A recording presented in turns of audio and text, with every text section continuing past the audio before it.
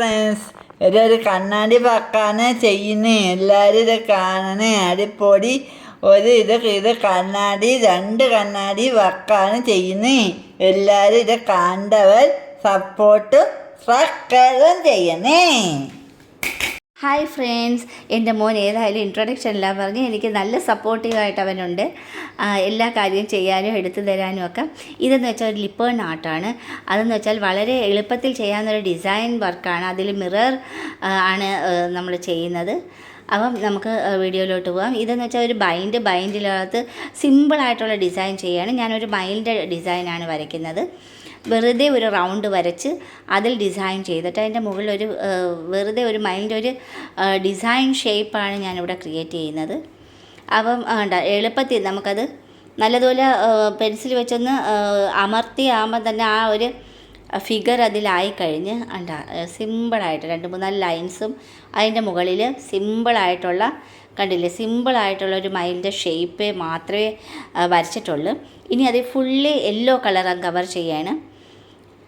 കണ്ടില്ലേ, അത് മൊത്തം യെല്ലോ കവർ ചെയ്തിട്ട് നമുക്കിത് വോൾ ഹാങ്ങിങ് ആയിട്ട് യൂസ് ചെയ്യാം, അല്ല ഡിസൈനായിട്ട് ചെയ്യാം. ഇത് പ്ലേറ്റിൽ വേണമെങ്കിൽ ചെയ്യാം, ഏത് പ്രതലത്തിൽ വേണമെങ്കിലും നമുക്ക് ചെയ്യാം. ഇത് തുണിയിൽ വേണമെങ്കിൽ ചെയ്യാം. അത് ഈ ഫാബ്രിക് പെയിൻറ്റ് ചെയ്യണമെന്ന് മാത്രമേ ഉള്ളൂ. ഇനിയെന്ന് വെച്ചാൽ ഒരു പ്രത്യേകതയെന്ന് വെച്ചാൽ ഈ ലൈനർ എന്ന് പറയുന്നത് പിന്നെ നമ്മുടെ മൈലാഞ്ചിയാണ്. അപ്പോൾ മൈലാഞ്ചി മോക്കൊരു ബ്രൈഡൽ ഷൂട്ട് ഉണ്ടായിരുന്നു. അപ്പോൾ അതിൻ്റെ ബാലൻസുള്ള ആ മൈലാഞ്ചി വെച്ച് ഔട്ട്ലൈൻ ചെയ്യാം. പക്ഷേ ബെസ്റ്റാണ് കേട്ടോ ഈ മൈലാഞ്ചി ഇട്ട് ഔട്ട്ലൈൻ ഇട്ട്. അപ്പം നമ്മൾ വേറെ ഔട്ട്ലൈനറേയും കഴിയും ഏറ്റവും ബെസ്റ്റായിട്ട് എനിക്ക് തോന്നി. ഇത് തന്നെ ഞാനൊരു കളറായിട്ട് യൂസ് ചെയ്തിട്ടുണ്ട്. അപ്പോൾ ഇതാകുമ്പോൾ നമ്മൾ ആ ഒരു ഷേപ്പ് അനുസരിച്ച് നമുക്ക് ഔട്ട്ലൈൻ ഇട്ടിട്ട് വരാനും പറ്റുന്നുണ്ട്. ഒരു കളർ ആ യെല്ലോയിൽ ചെറുതായിട്ട് കളർ തന്നെ ചെയ്തപ്പോൾ അതൊരു ബ്രൗൺ കളറായിട്ട് വരുന്നുണ്ട്. അപ്പം ബെസ്റ്റ് ഔട്ട്ലൈനർ ഇത് തന്നെയാണ്. അതിൻ്റെ എളുപ്പത്തിൽ നമുക്ക് ഔട്ട്ലൈൻ ഇട്ട് ചെയ്തെടുക്കാനും പറ്റും.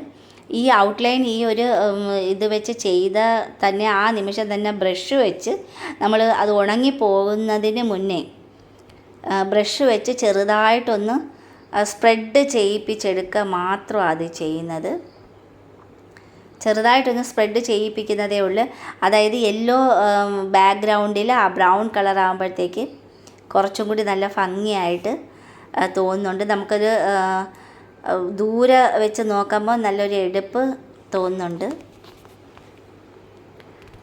കണ്ടില്ലേ, ബ്രൗൺ കളർ ഇട്ടപ്പോൾ നല്ല ഭംഗിയായിട്ട് നമുക്ക് ചെയ്തെടുക്കാൻ പറ്റുന്നുണ്ടല്ലോ, മനോഹരമായിട്ട്. ഇത് ഔട്ട്ലൈൻ എല്ലാം കഴിഞ്ഞ് നമ്മൾ റബ്ബ് ചെയ്ത കണക്ക് നമുക്ക് കളർ ഇട്ട് കഴിഞ്ഞ് ഇനി ഇതിൻ്റെ മിറർ വർക്കാണ് ചെയ്യാൻ പോണത്. അതിന് വേണ്ടിയിട്ട് ഇനി ആ ഒരു റൗണ്ട് നമ്മൾ ഡിസൈൻ ചെയ്യണം.